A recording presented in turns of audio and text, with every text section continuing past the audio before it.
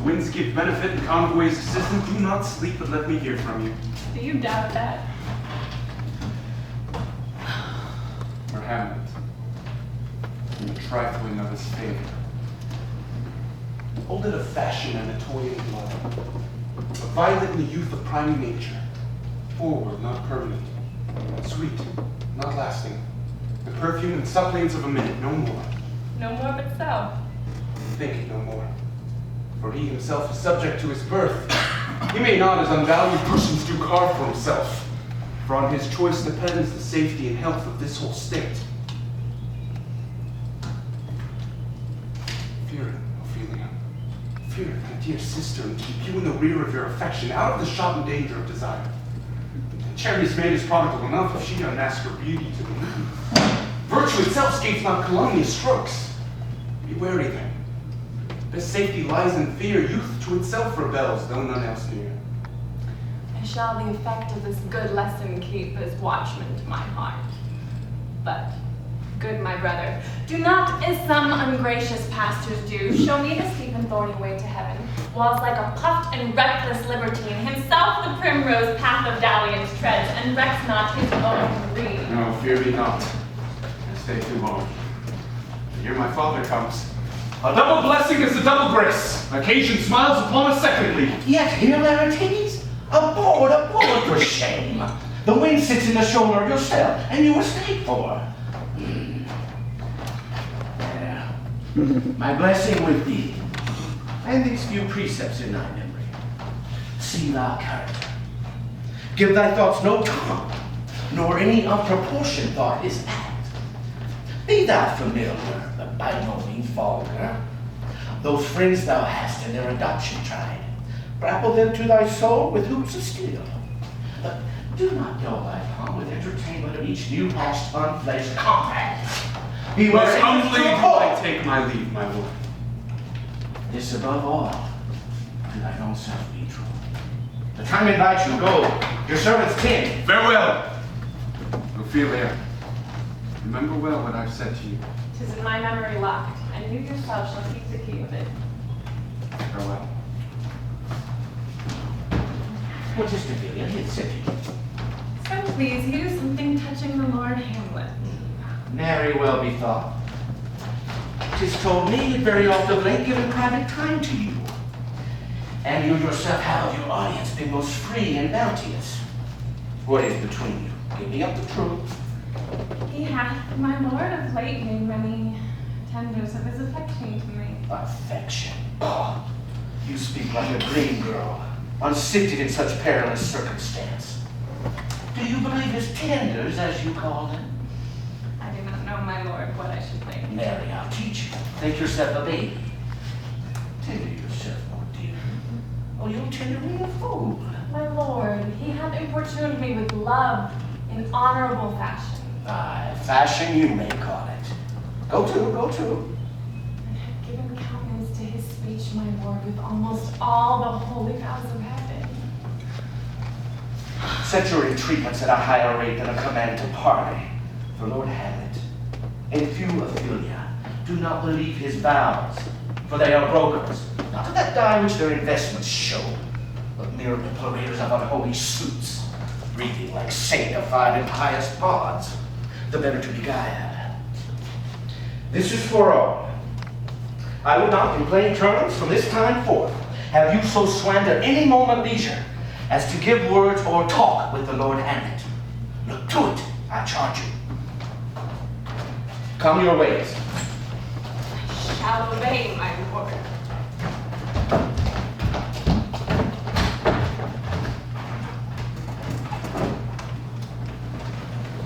The air bites shrewdly. It is very cold. It is a nipping and an eager air. What hour now? I think it lasts at 12. No, it is struck. Indeed? I heard it not. And it draws within the season wherein the spirit held his wont to walk. My lord, it comes.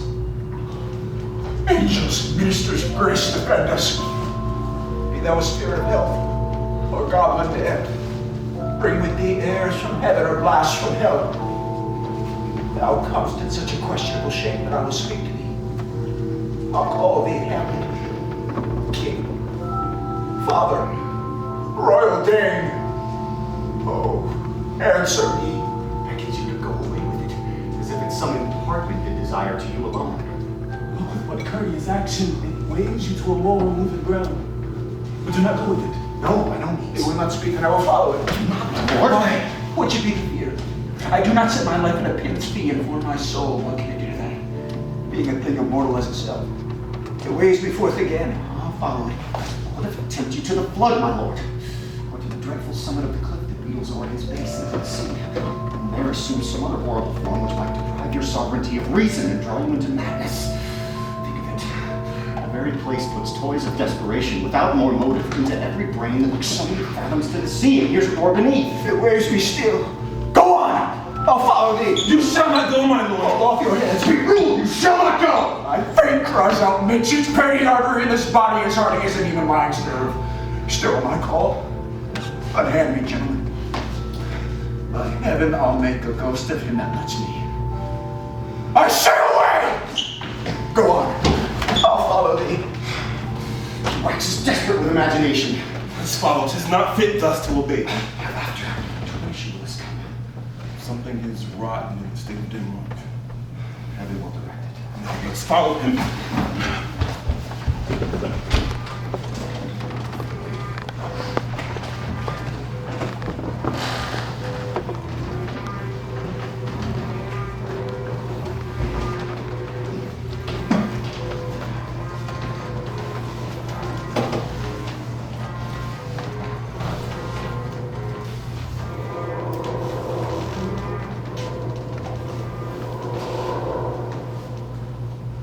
Where wilt thou lead me?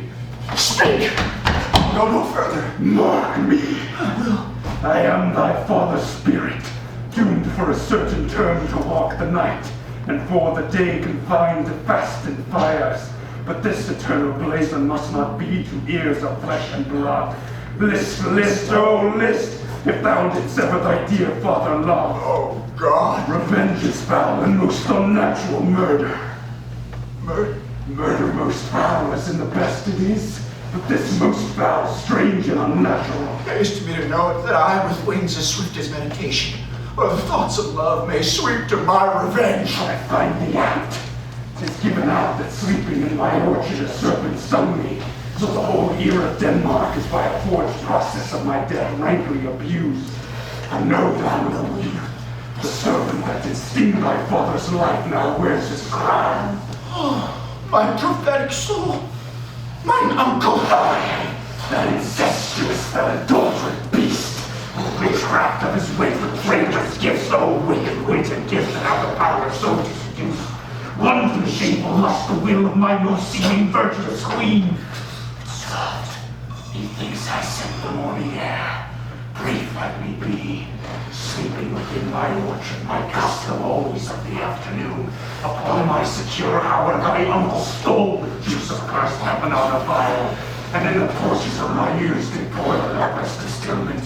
Whose heart told such an enmity with blood of man, that swift as quicksilver it courses through the natural gates and alleys of the body.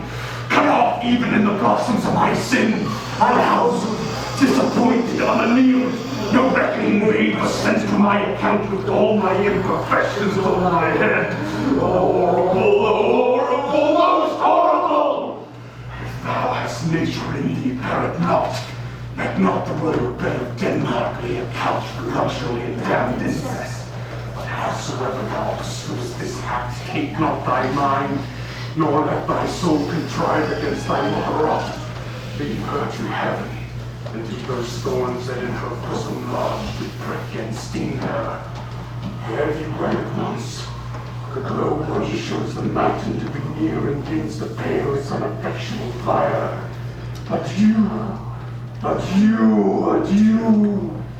remember me. Oh, villain.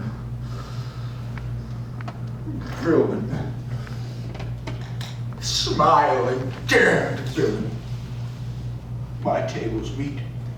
It is. I set it down, that one may smile and be a villain. At least I'm sure it may be so in Denmark. So, Uncle, there you are. And now to my word. It is adieu. Adieu. Remember me. I have sworn it. Lord Hamlet! My Lord Hamlet! How is my noble lord? What news, my lord? Oh, wonderful. Come on, Lord, tell it. No, you will reveal. Aye, my lord, by heaven. No, I, my lord. How say you then what heart of man once thinketh, but you'll be secret? Aye, By heaven, my lord. It is an honest ghost. That let me tell you. For your desire to know what is between us, Lord, master it as you may. And now, good friends, as you are friends, scholars, and soldiers, give me one poor request. What is it, my lord? We will never speak of this that you have seen. My lord, we will not. I would swear, in faith, my lord, not I. Nor I, my lord, in faith. Swear upon my cross. My lord, we have sworn already. Swear. Oh, boy, say yourself so. Art thou there, true beauty? Come on, you hear this fellow and the Southerns consent to swear. Propose the oath, my lord. Never make known what you have seen here tonight. Swear. This is wondrous strange, and therefore, as a stranger, give it welcome. There are more things in heaven and earth, Horatio, than are dreamt of in your philosophy. But come, here as before, never so help you mercy.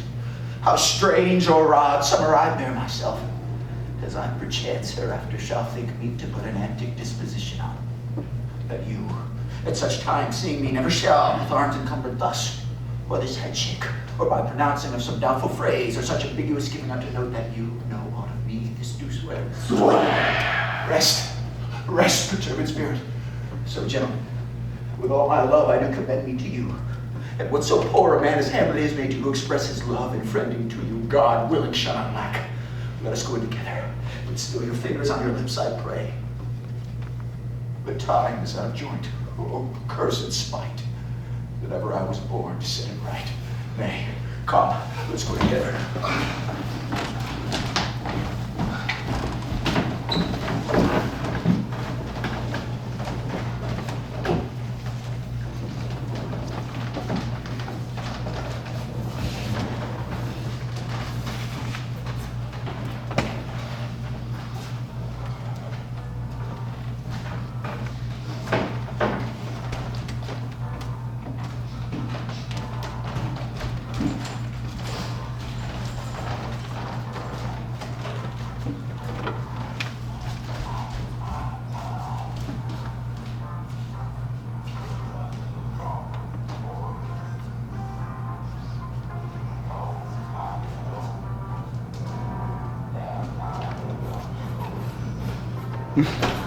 My lord! Ah, now, Ophelia, what's the matter? My lord, I've been so affrighted. With what have you come? My lord, as I was sewing in my closet, Lord Hamlet, his doublet all embraced, no hat upon his head, his stockings fouled, ungartered, and down-guided at his ankle, pale as his shirt, his knees knocking each other, and with a look so piteous in purport, as if he had been loosed out of hell to speak of horrors, he comes before me. Mad for thy love. My lord, I do not know, but truly I do fear it. Well, what said he? He took me by the wrist and held me hard, and goes he to all the length of his arm, and with his other hand thus o'er his brow, he falls to such perusal of my face as he would draw it. Long stayed he so. Last, a little shaking of mine arm, and thrice his head thus waving up and down, he raised his sighs, so piteous and profound as it seemed to shatter his bulk and end his being. That done, he let me go, and with his head over his shoulder turned, he seemed to find his way without his eyes, for out of doors he went without their helps, and to the last bended their light on me. Come, go with me. I will go seek the king. This is the very ecstasy of love, whose violent property foredoes itself, and leads the will to desperate undertakings, as oft as any passion under heaven that does afflict her nature. I am sorry. Oh, what have you given him any hard words of late? No, my good lord, but as you did command, I did repel his letters and deny his access to me. That hath made him mad. Oh, I am sorry, that with better heed and judgment I had not quoted him. Now, I feared he did but trifle and meant to wreck thee. But be sure, my jealousy. By heaven, it is as proper to our age to cast beyond ourselves and our opinions, as it is common for the youngest folk to lack discretion. Come, go going to the king. This must be known, which, being kept close, might move more grief to hide than hate to utter love. Come.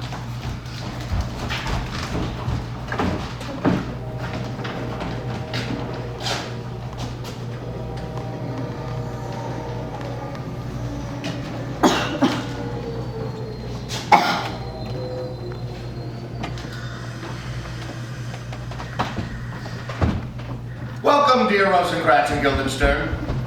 Moreover, that we much did long to see you, the need we had to use you did provoke our hasty sending. Something you have heard of Hamlet's transformation? So call it, sith nor the exterior nor the interior man resembles that it was. What it should be more than his father's death, that thus had put him so much from the understanding of himself I cannot dream of. I entreat you both, that being of so young days brought up with him, and so since neighbor to his youth and behavior, that you vouchsafe your rest here in our court some little time. So by your company